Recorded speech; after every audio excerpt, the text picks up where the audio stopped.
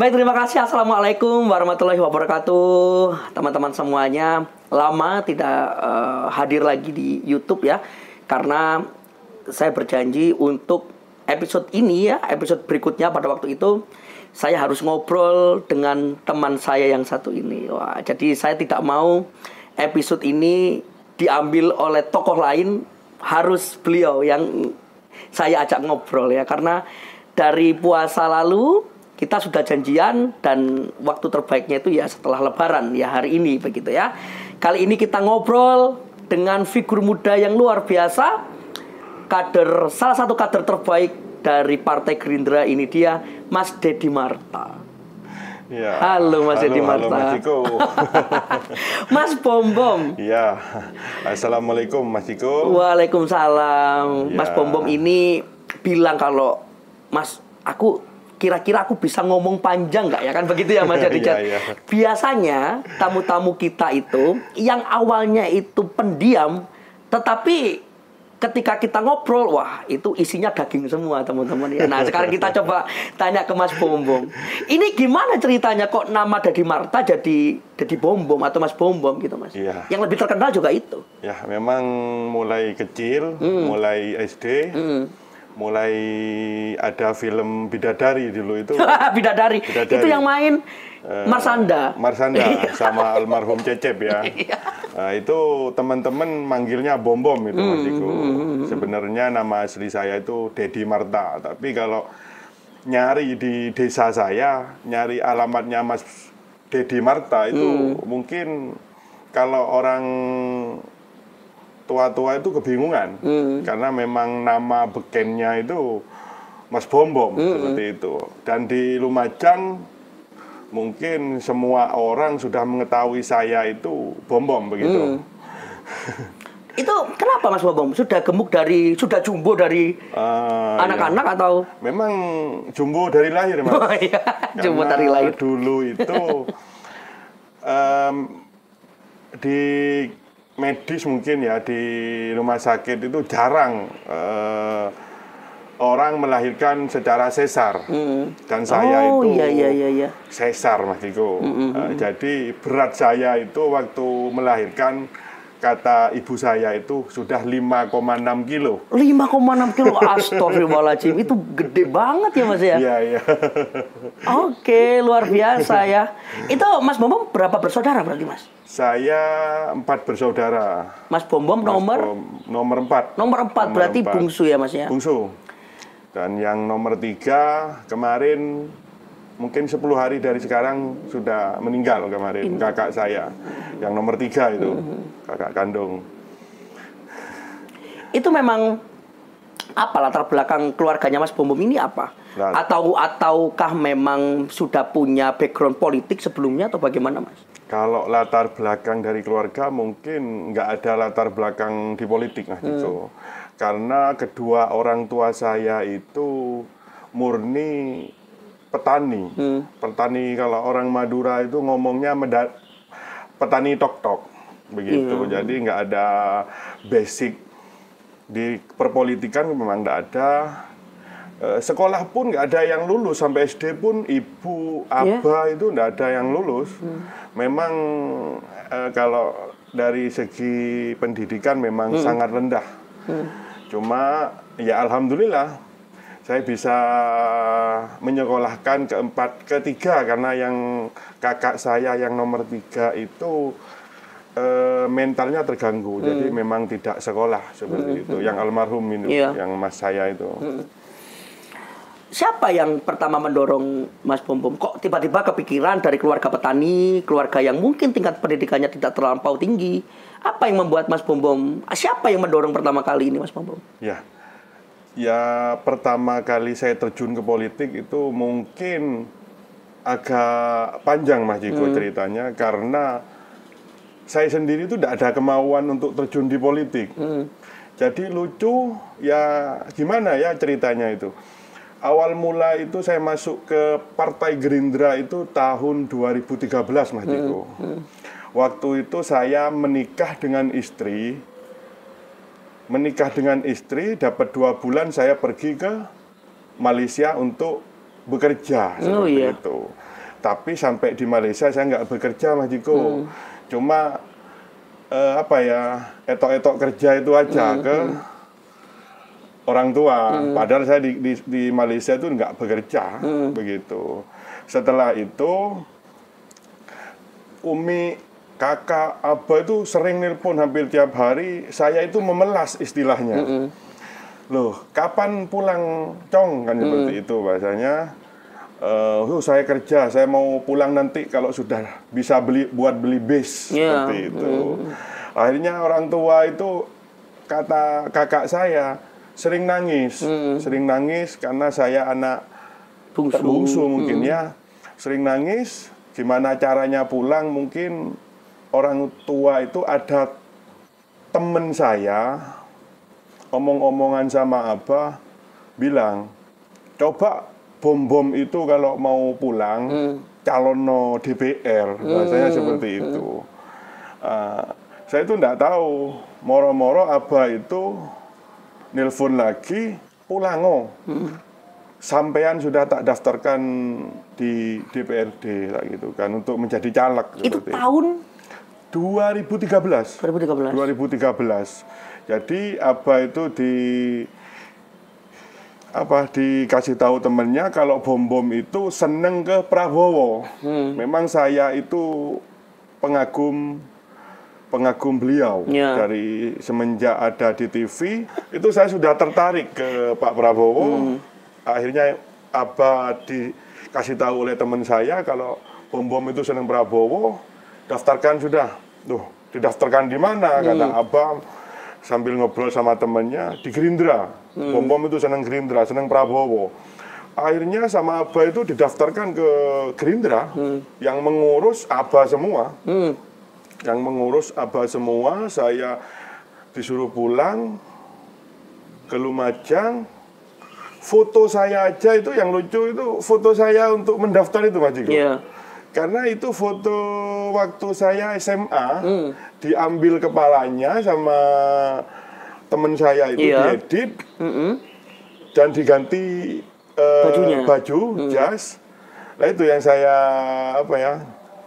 anggap lucu itu. Jadi saya itu akhirnya saya sama mertua, sampean pulang, kasihan abah. Abah bilang sudah habis banyak buat nyalekin kamu, buat daftarin saya untuk nyalon partai. Padahal setelah saya tahu nyalek itu enggak ada biayanya, Mas Diko. Gitu. Dan 2014 saya pemilu, jadi saya itu pulang bulan 11 mungkin, bulan 4 ada pemilu. Alhamdulillah saya gagal itu, Mas Diko. Di 2014 saya gagal. Jadi saya itu pernah gagal di Gerindra. Dan alhamdulillah di 2019 kemarin saya menang seperti itu. Jadi kalau kemauan untuk nyalon dewan pertama kali itu enggak ada niat saya pribadi itu memang enggak ada. Jadi mungkin dulu saya kalau ada politik, ada pemilu kada ataupun sebagainya, saya itu enggak pernah ikut-ikut sudah. Memang saya kurang suka juga kemarin itu. Pertama masuk politik kurang suka juga di politik seperti itu. Berarti Berarti keyakinan seorang abahnya Mas Dedi ya yang kok bisa tiba-tiba yakin bahwa Mas Dedi ini akan berhasil begitu kan? Itu kan juga juga petunjuk dari Allah Subhanahu wa taala yang kalau diterka-terka itu kan hampir mustahil gitu ya Mas ya. Ketika Mas jauh lalu diminta pulang, mungkin gagal di tahun pertama, tapi akhirnya berhasil di tahun berikutnya begitu ya. Ketika dari 2013 sampai 2019 berarti Mas Bom-Bom ini sudah melakukan upaya-upaya untuk lebih dikenal ya Mas ya, agar dipilih lagi. Enggak ada. Berarti mengalir saja begitu ya? Mengalir saja. Saya itu enggak ada niatan 2014 saya gagal. Saya itu tidak mempersiapkan diri untuk di 2019 ya, untuk mencalonkan kembali. Itu enggak ada. Mengalir saja. Jadi saya itu di 2014 saya itu mendapatkan suara kurang lebih 3.300 itu. Nomor 2 di Partai Gerindra setelah Mbak Nur Fadila waktu itu selisih kurang lebih 500-an dengan Mbak Nur Fadila. Jadi memang nggak ada persiapan. Jadi saya gagal. Oh nanti akan saya coba lagi di 2019 itu nggak ada. Lalu apa ada kaitannya dengan suksesinya Mas Bom ini dengan apa ya, dengan campur tangannya Bunda ya? Artinya kan Bunda itu pasti mendukung kadernya agar dipilih. Apakah Bunda itu, bagaimana bentuk kontribusi Bunda saat itu Mas, ketika di 2019 kan Bunda sudah jadi wakil bupati itu kan ya? Iya, Apakah Bunda itu turun langsung untuk ikut kampanye atau dan lain sebagainya Mas? Ya, kalau dengan adanya Bunda memang sangat-sangat menguntungkan untuk Partai Gerindra itu pasti Mas itu. Karena setelah ketua DPC Gerindra Kabupaten Lumajang ini dipegang oleh Bunda Indah, itu kursinya naik secara signifikan, memang itu tidak bisa dipungkiri sudah. Jadi efek Bunda itu sangat terasa seperti itu. Kita mencari massa, mencari betting lah istilahnya itu mungkin lebih gampang seperti itu. Bukan gampang, lebih gampang seperti itu Mas Jiko. Karena kalau 2019 itu memang saya itu jarang untuk turun memang Mas Jiko. Saya itu mungkin untuk ke masyarakat, untuk pertemuan, kan kalau hampir mendekati pileg lah istilahnya itu ya, sering caleg-caleg itu turun ke masyarakat, turun ngasih janji politik, ngasih ini, ngasih itu, kalau saya jadi nanti begini, begitu. Saya tuh nggak pernah turun Mas Jiko, nggak pernah turun ke pertemuan, ayo nanti di desa ini pertemuan. Mungkin kalau dihitung Mas Jiko, dari 4 kecamatan di 2019 kemarin, saya itu mempertemukan tim sukses saya itu mungkin hanya 3 kali Mas Jiko. Selebihnya saya tidak ada. Saya turun ke masyarakat, ke door to door. Lalu faktor apa yang membuat Mas dipilih saat itu? Mungkin memang takdir juga Mas Jiko ya, takdir juga. Ya itu, saya lebih turunnya itu ke masyarakat itu door to door Mas. Iya, door to door sih, memang itu yang lebih genuine ya Mas ya. Pendekatan, saya tidak pernah mau janji ini itu. Ya kalau seandainya saya nanti dikasih sukses, diparingi ya kesuksesan, monggo. Panjenengan mau manggil saya, mau ada yang diskusikan, monggo. Tidak usah sampean sungkan-sungkan manggil saya Bapak kalau saya sudah jadi dewan. Nggak perlu. Sampean panggil kacong aja, bahasa Madura nyale kan, itu kacong Mas itu. Jadi saya tidak pernah gap-gap dengan masyarakat. Iya. Enggak pernah. 2019 itu dapil berapa? Kan masih 4 kecamatan ya Mas ya. Itu dapil yang cukup berat itu ya, dapil apa kecamatannya Mas? 2019 itu Kecamatan Kelaka, Randuago, Ranuyoso, Kedung Jajang Mas. Wah, itu kan apa Mas ya? Itu kan istilahnya dapil neraka itu Mas. Ya, kalau menurut saya semua dapil itu dapil neraka. Oh iya. Mungkin lebih nerakanya itu di dapil 5 dulu ya, dapil 5 saya menyebut karena dulu dapil 5 sebelum pelebaran pemekaran dapil. Mungkin karena di sana itu hampir 99% masyarakatnya Madura. Iya, benar. Seperti itu.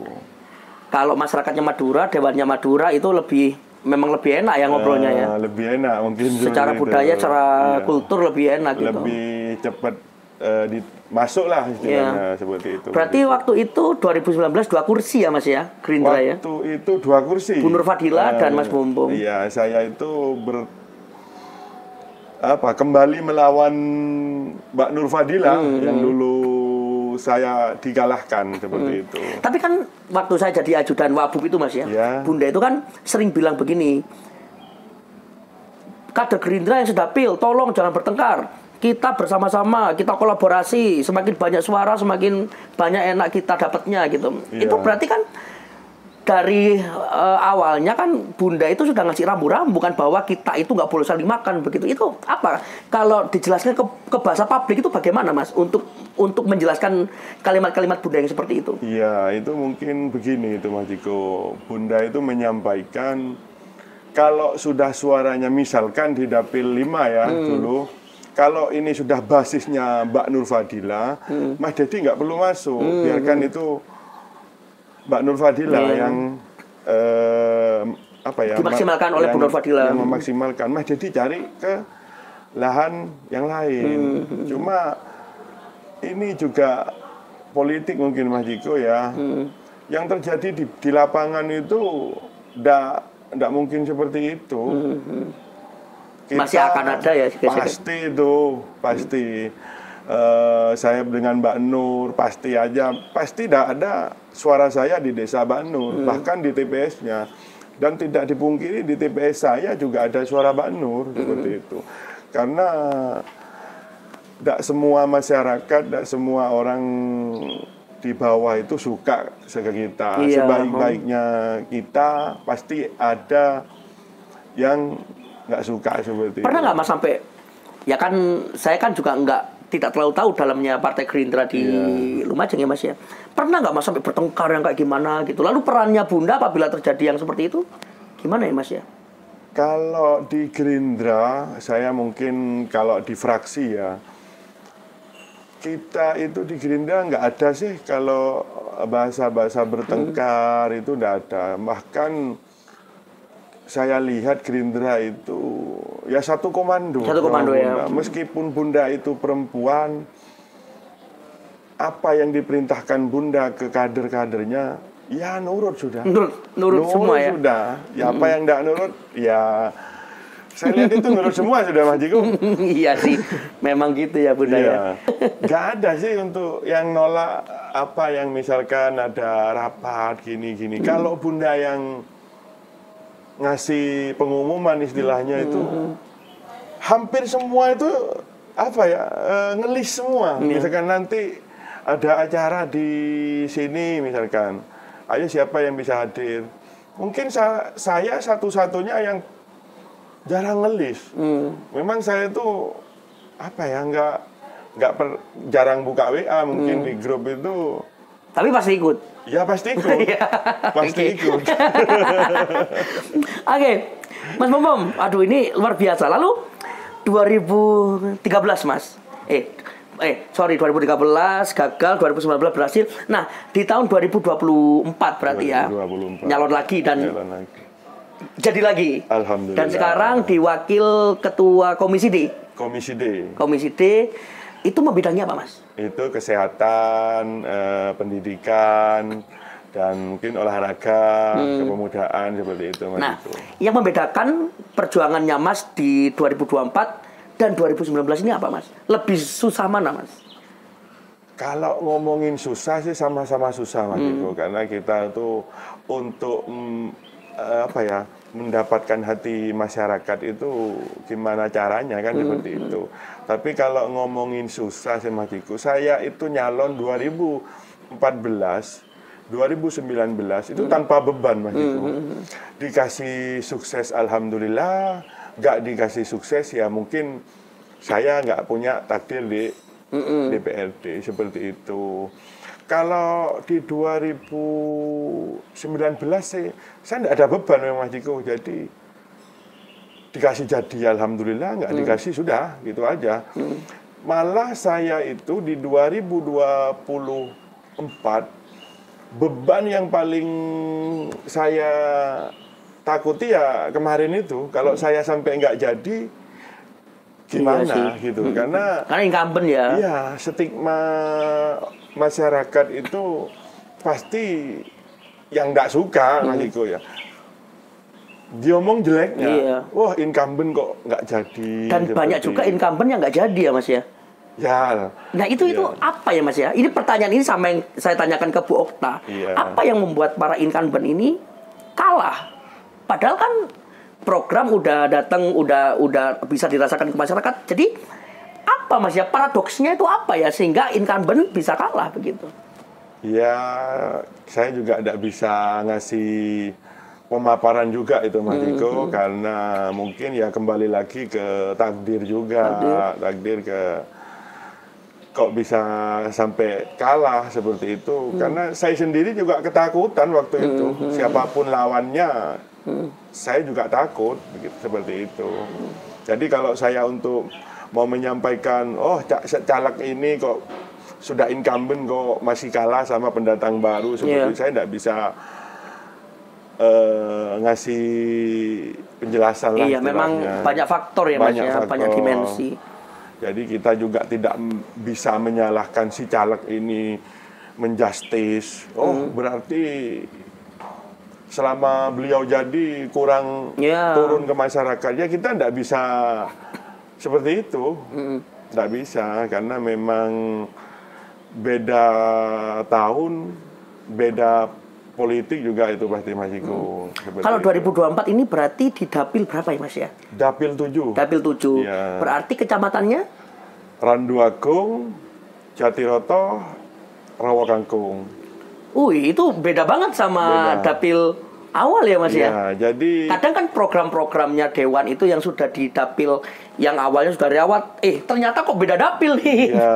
Itu gimana Mas? Legowo aja ya Mas ya? Ya, ngomong legowo itu ya kalau sekarang sudah legowo.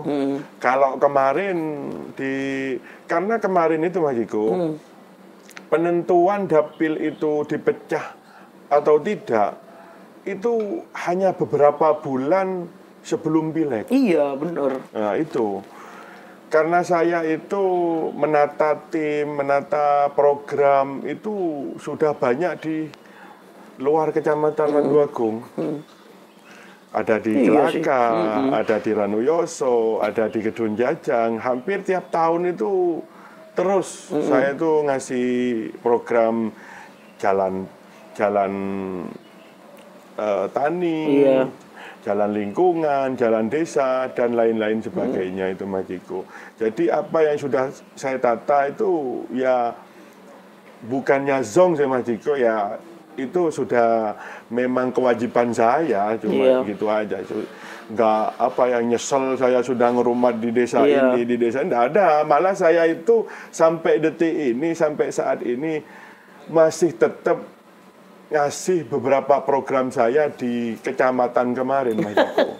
Padahal kan sudah beda. Mereka juga nggak akan milih Mas kan? Betul. Ya karena apa Mas Jiko? Saya lihat desanya juga mungkin kurang tersentuh juga oleh dari bantuan-bantuan lainnya, dan juga masyarakatnya itu juga welcome. Misalkan itu saya hadir itu sudah seperti desa saya sendiri, meskipun desa tersebut bukan dapil saya, gitu Mas Jiko.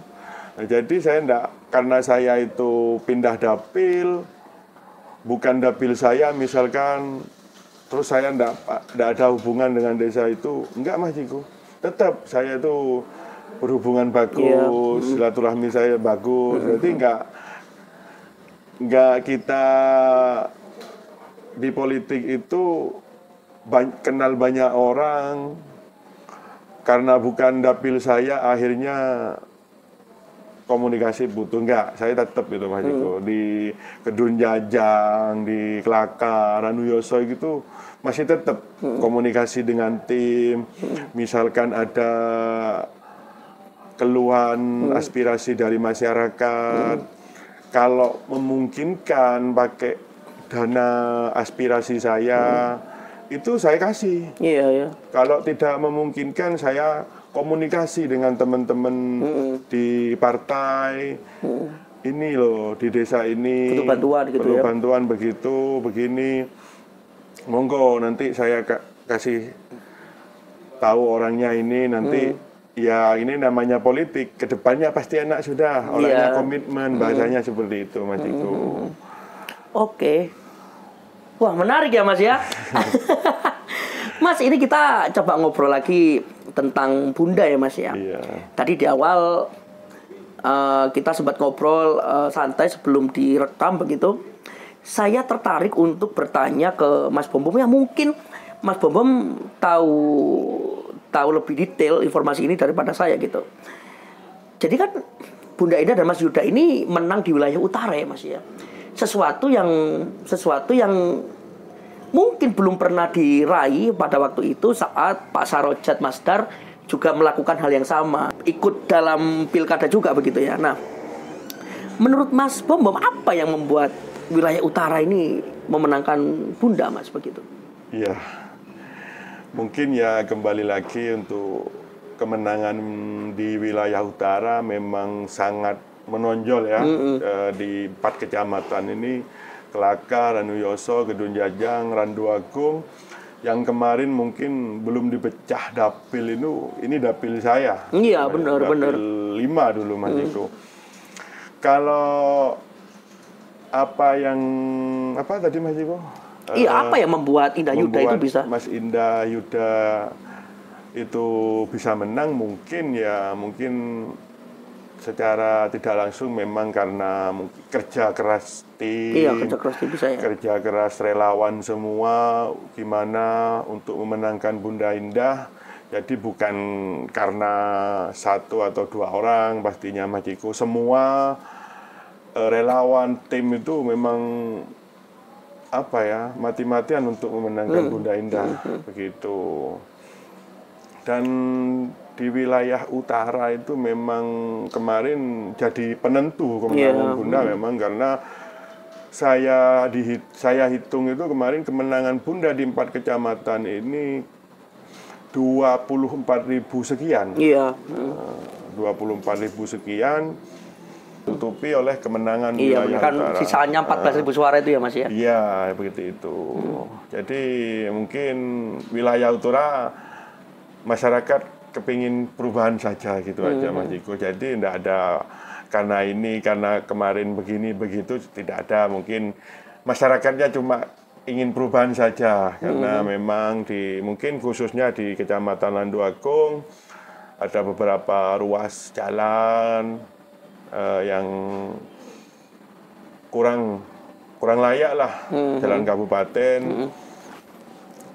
belum dipenuhi mungkin oleh Bapak Bupati yang kemarin seperti itu. Mungkin itu aja.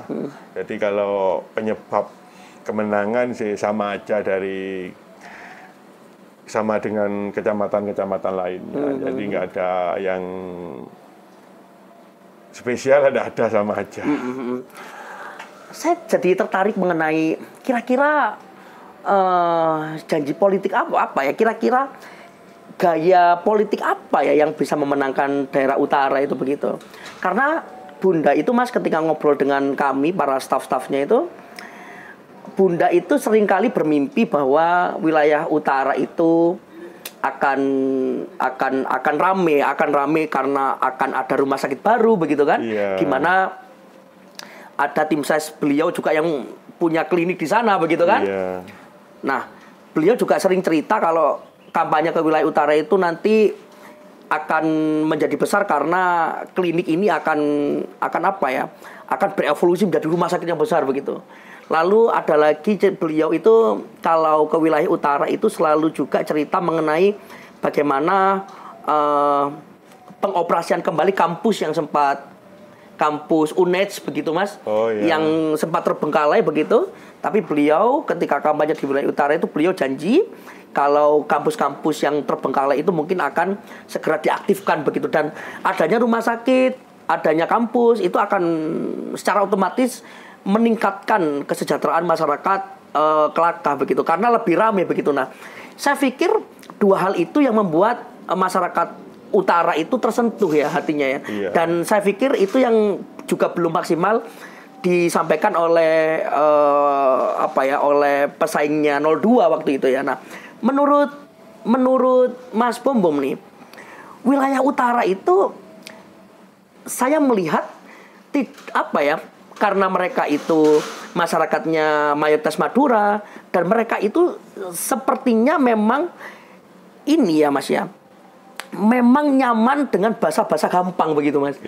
Kalau terlalu yang muluk-muluk itu mereka kayak gimana ya gitu. Pendapat Mas Bom gimana? Bagaimana cara Mas Bom meraih suara di wilayah utara, apa model kampanyenya Mas Bom? Banyak cara Mas Diko. Memang ya juga mungkin tadi dengan adanya kampanye politik yang tentang rumah sakit, dan itu mungkin salah satu faktornya lah, mungkin itu. Tapi kalau ngomong wilayah utara itu memang sangat tricky ya Mas ya, tricky ya. Beda ya. Juga sulit ditebak wilayah utara. Tapi masyarakat utara itu begitu ya sudah Iya benar. Mungkin nggak ya kalau bahasanya Reng Madura itu jejak begitu, jejak gitu. Jadi wilayah utara itu memang kalau saya hampir 10 tahun ke masyarakat itu memang itu Mas Diko, sangat sulit ditebak. Kalau masalah janji trik untuk ke masyarakat itu memang banyak Mas Diko. Saya pribadi mungkin ke wilayah utara itu banyak tokoh yang mungkin saya sama Bunda turun silaturahmi ke tokoh-tokoh yang ada di utara dan masyarakat.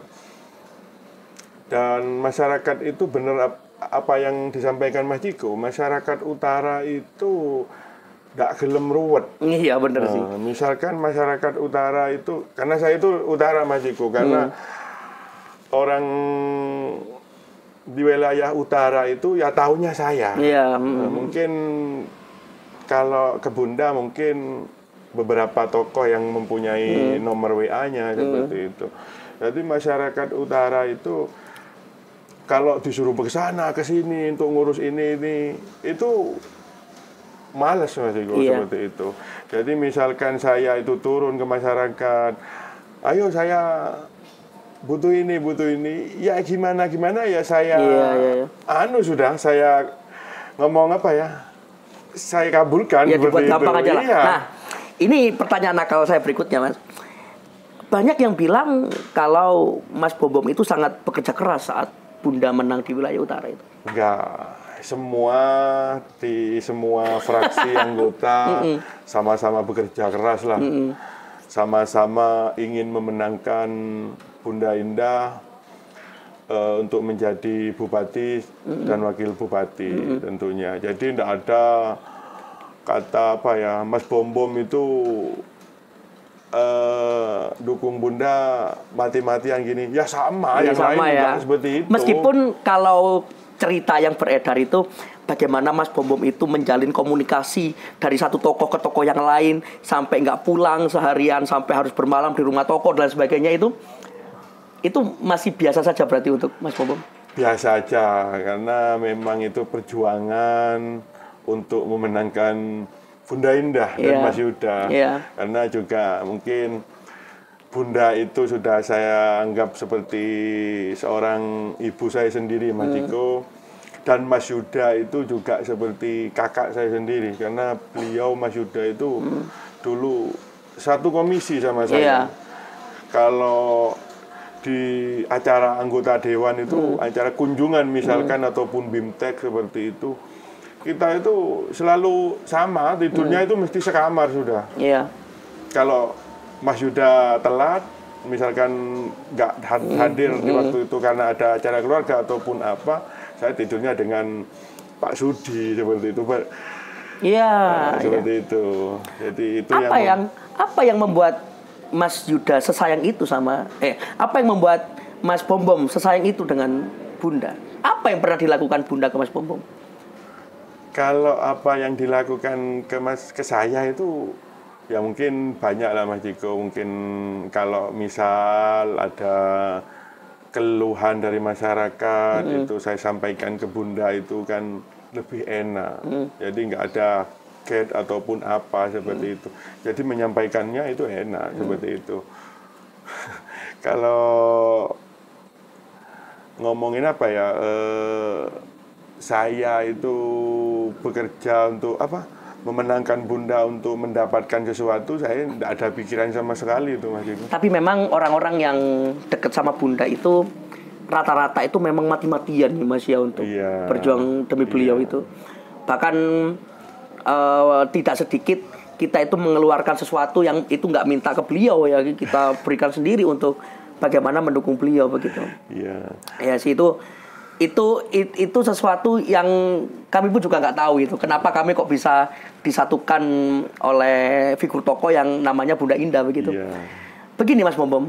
Nah ini agak berat nih pertanyaan Pak Bom. Tadi Mas Bom bilang kalau Partai Gerindra ini satu komando begitu kan? Ya kita tahu bagaimana berita-berita nasional itu bilang kalau Gerindra bisa sebesar ini karena masih adanya Pak Prabowo yang memimpin. Nah, pernah terbayang nggak Mas suatu saat Bunda ini pensiun begitu? Nah, apa yang ada di gambaran Mas Bom mengenai Partai Gerindra Lumajang ini? Apakah masih sesolid ini? Karena ya saya meyakini kalau salah satu kesolidan Gerindra Lumajang ini ya karena figur Bunda. Misal nih Bunda pensiun nih.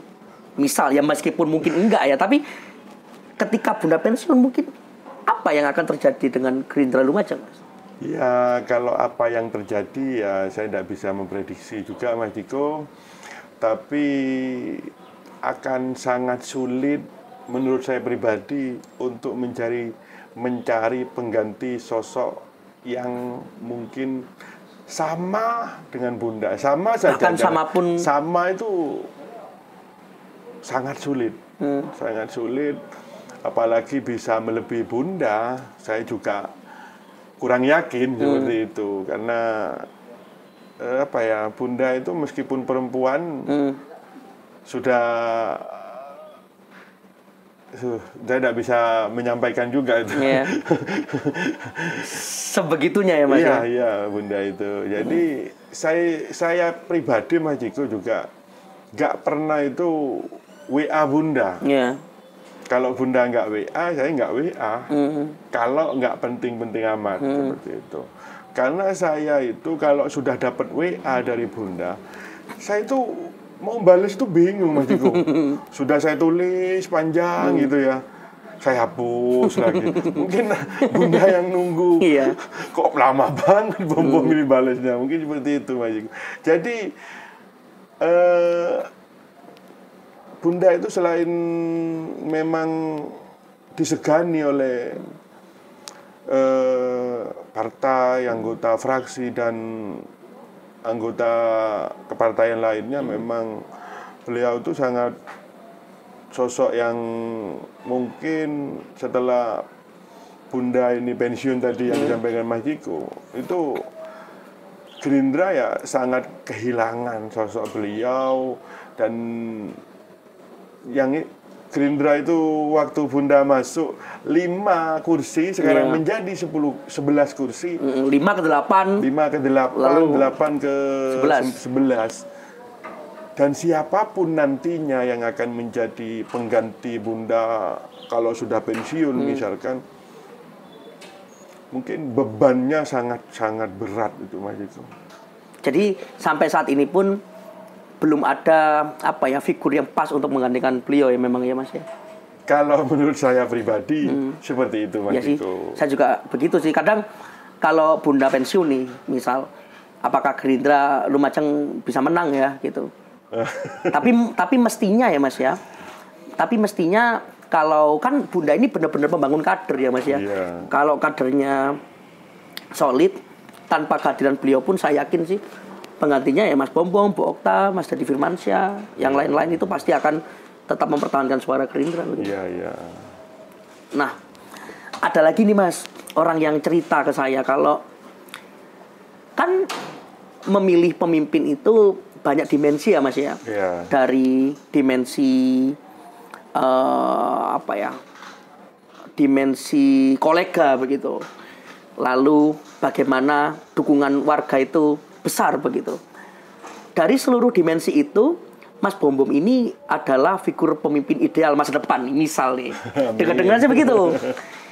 Namun yang membuat yang membuat mungkin Mas Bom harus menunggu itu adalah karena Mas Bom masih terlalu muda. Itu bagaimana pendapat Mas Bom? Kita yang seusia ini kan masa hanya gara-gara usia kita harus menunggu Itu bagaimana pendapat Mas Bom Bom? Kalau ada orang yang bilang begitu. Ya memang banyak kemarin itu yang menyampaikan seperti itu juga banyak. Mungkin karena umur ataupun apa seperti itu. Saya itu Mas Ciko istilahnya sudah menjadi anggota dewan.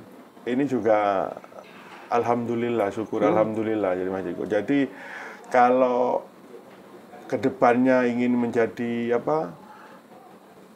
pemimpin ataupun apa itu saya belum kepikiran juga. Semua yang saya jalani itu ya mengalir sudah Mas Ciko. Jadi tidak ada ambisi yang terlalu besar di hati saya, itu tidak ada. Jadi memang apa besok gini gitu, itu sudah saya anggap mengalir aja sudah seperti itu. Jadi tidak ada target ini kita harus gini tidak ada. Karena di politik itu dibuat kejam ya kejam, dibuat santai ya santai gitu loh Mas Ciko. Kejamnya seperti apa Mas? Ya saya ngambil santainya aja gitu. Ya ngomong kejam itu ya waktu mungkin politik itu kejam saya lihat ya waktu mau pilkada seperti itu. Semua cara dilakukan itu Mas Ciko. Dan itu saya mungkin sedikit banyak mengetahui. Tapi saya lihat Mas Bom Bom ini memang figur yang bisa ada di tengah memang Mas. Kemarin pilkada lalu itu minim konflik yang langsung tabrakan dengan Mas Bom Bom. Mas Bom Bom benar-benar bisa jadi orang di tengah begitu yang menjadi sebagai figur yang juga disenangi lawan begitu. Lalu dengan kawan-kawannya Mas Bom Bom ini juga berharap besar ke Mas Bom Bom. Apa yang membuat seorang Bom Bom ini bisa menjadi figur yang benar-benar bisa diterima oleh semua orang menurut Mas Bom Bom? Ya mungkin saya itu di pilkada kemarin ya meskipun ini pendukung si A ya saya rangkul, pendukung si B ya saya rangkul. Jadi saya tidak ada mungkin karena ini pendukungnya ini terus saya menjauh ataupun apa itu tidak ada. Jadi ya ayo misalkan beda pilihan sing penting ayo rukun. Bahasanya seperti itu aja Mas Ciko. Jadi ya diambil santai aja itu Mas Ciko. Ya mungkin itu yang pendukung 01 masih bisa mungkin menerima sebagian, yang masih bisa menerima saya, yang sebagian api-api nerima itu pasti ada. Nggak tahu juga ya. Jawaban simpel ala wilayah utara ya, simpel banget. Iya itu. Ayo ya, rukun. Kalau tantangan di bawah ya banyak sekali Mas Ciko. Kendala-kendala di bawah itu banyak sekali. Cuma selama saya itu ditugasi oleh Bunda, saya tidak pernah menyampaikan kendala-kendala itu ke Bunda. Ya, saya tampung sendiri, kalau saya masih bisa, saya atasi sendiri, seperti itu Mas Ciko. Kalau kendala di pilkada kemarin Mas Ciko, kalau diceritain sampean sendiri nggak akan habis, meskipun 5 jam nggak habis. Terlalu bahaya untuk disampaikan terlalu bahaya juga. Kalau direkam ya. Ya. Oke. Mas Bom Bom, 1-2 pertanyaan lagi. Mas Bom Bom sampai kapanpun ada di Gerindra ya Mas. Secinta itu dengan Gerindra, meskipun nggak ada Prabowo mungkin. Ketika Pak Prabowo mungkin sudah sepuh, udah pensiun. Iya, kalau di Gerindra mungkin saya itu memang cinta ke partai, cinta ke Gerindra. Tentu dengan basis sebesar itu Mas Bom Bom pindah partai pun Mas Bom Bom akan tetap dipilih. Tapi kenapa kok sampai kapanpun akan di Gerindra ya? Iya, kalau ngomong basis suara, mungkin kemarin kalau saya itu bukan di partai Gerindra di 2013 misalkan. 2014 itu saya nyalon itu saya ada di urutan ketiga suara terbanyak di Dapil 5 waktu itu. Saya gagal dan yang lain ada beberapa dewan yang jadi itu ada di bawah saya suaranya. Tapi ngomong masalah kecintaan di Gerindra mungkin saya kalau seandainya saya ditakdirkan nanti sudah nggak di kepartaian ya saya kepengennya ya pensiunnya di Gerindra. Berhenti berkarir di politik, masuk partainya di Gerindra ya di Gerindra memutuskan untuk tidak masuk di politik di partai lagi ya di Gerindra Mas Diko. Luar biasa. Mas Bambang, satu pertanyaan. Iya. Sampai kapan di legislatif nggak pengen nyoba di yang lain misal? Pilkada, entah itu tahun berapa. Kepikiran nggak Mas Bambang dengan basis massa yang besar, wilayah utara, anak muda di wilayah utara begitu? Kalau ngomongin pilkada nggak kepikiran sih Mas Diko. Masih belum kepikiran? Nggak kepikiran. Tapi ada keinginan Mas Bambang? Sampai detik ini nggak ada. Nggak ada keinginan, apalagi mau nyalon di bupati, wakil bupati itu sampai detik ini nggak ada kepikiran untuk mempersiapkan diri ataupun sebagainya, memang nggak ada Mas Diko. Mungkin kalau di DPRD mungkin belum tahu juga apa 1 periode lagi ataupun 2 periode lagi, belum tahu itu Mas Diko.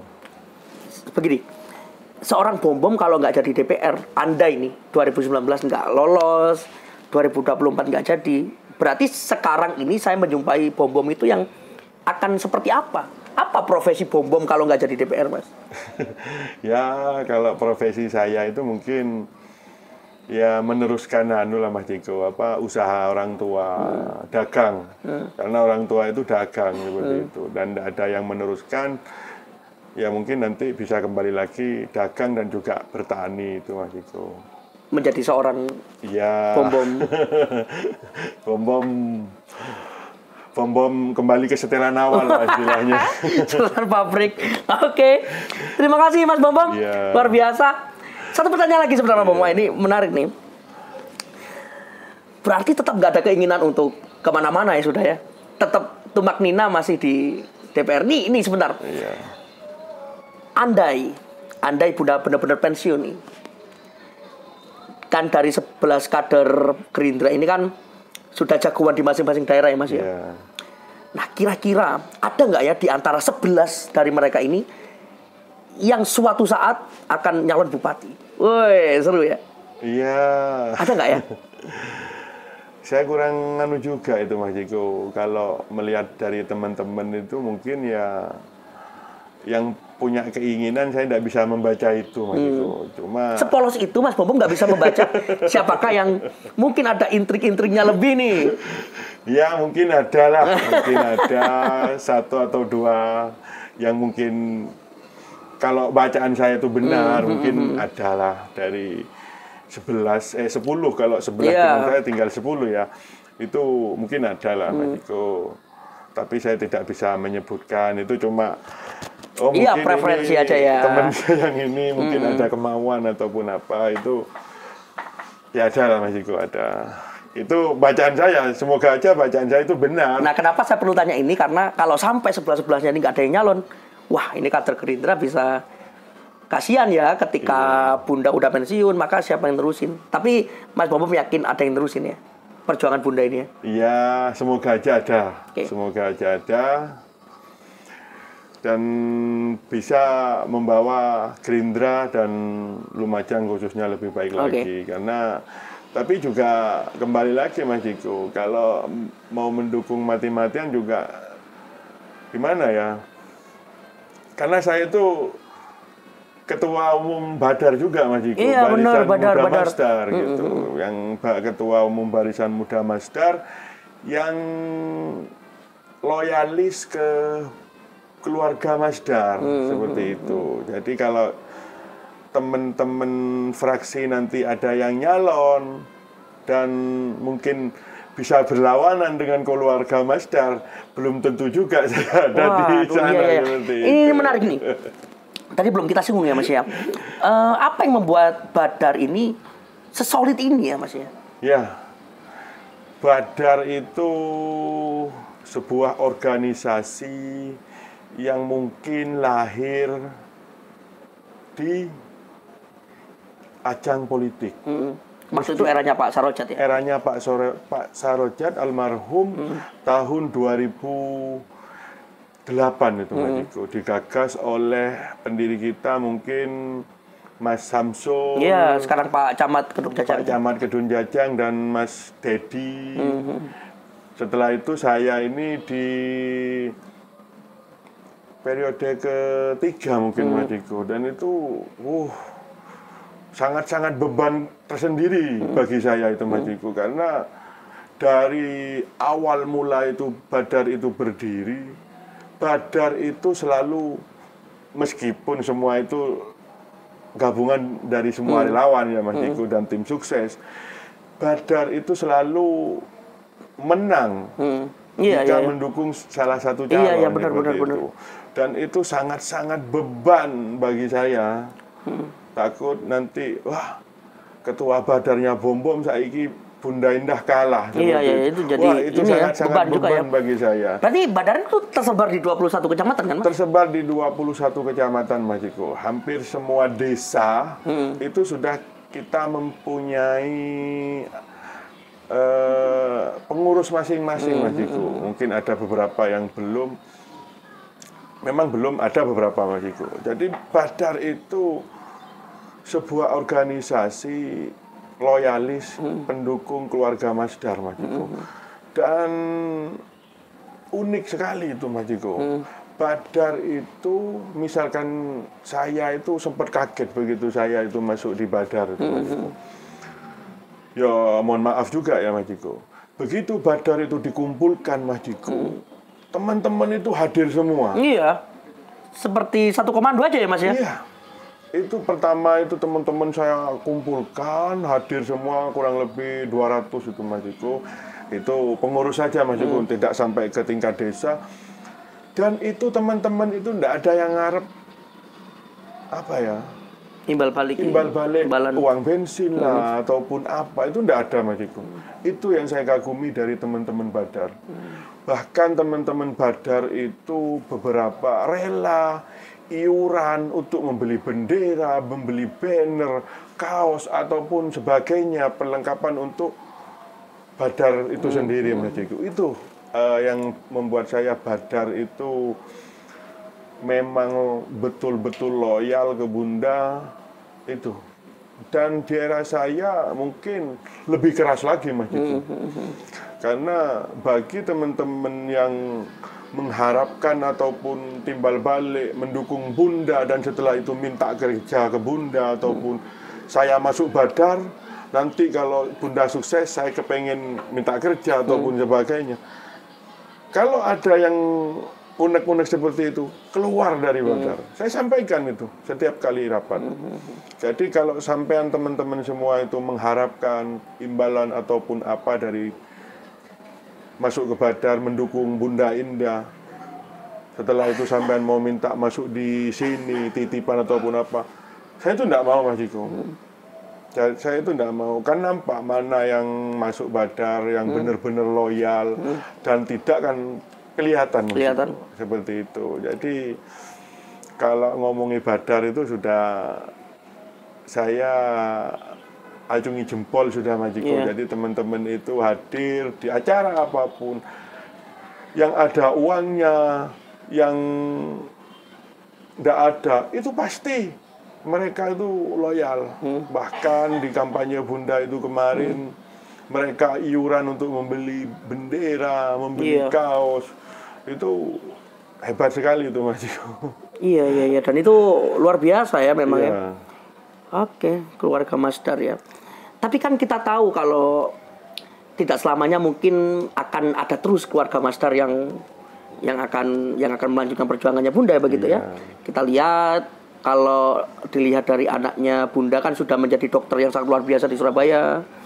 Lalu, atau bisa begini nggak Mas ya, ke depan itu bukan lagi darah dagingnya Mas Dar ya, tetapi orang-orang yang punya ideologi seperti Bunda yang nantinya akan mewarisi seluruh Badar ini. Menurut Mas gimana? Iya, kembali lagi Mas Ciko, itu tergantung Bunda nantinya. Badar itu satu komando itu juga. Jadi misalkan Bunda A, ya harus A. Bunda B harus B. Misalkan di Pilpres juga, kalau Bunda sudah mendukung, misalnya kemarin Pak Prabowo, ada teman anggota Badar yang tidak sejalan dengan kita, keluar dari Badar. Gitu. Seandainya nanti apa yang disampaikan Mas Ciko tadi, di keluarga Mas Dar itu tidak ada penerus ataupun tidak ada keluarga Mas Dal lagi yang akan turun di politik ataupun pilkada, itu semua tergantung Bunda nantinya. Misalkan Bunda menyuruh ke sana, ya kita ikut. Kita semua itu yang dipilih Bunda, saya rasa itu sudah yang terbaik. Iya, benar. Jadi kita tidak ada tawar-menawar lagi sudah. Kalau Bunda A, sudah A gitu aja. Mantap Mas Bom. Terima kasih ya. Terima kasih. Aduh, ternyata deep talk banget ini ngobrol sama Mas Bom. Mas Bom, saya pingin tahu rekaman ini akan ditampilkan di YouTube dan sebagainya, dan akan saya simpan kalau kita sama-sama punya umur yang panjang ya. Allah berkehendak. Saya ingin buka lagi catatan ini di 20 tahun mendatang. Kita akan lihat Mas Bom akan jadi seperti apa di 20 tahun lagi. Terima kasih Pak Bom. Terima kasih. Assalamualaikum warahmatullahi wabarakatuh. Terima kasih Mas Bom. Oke.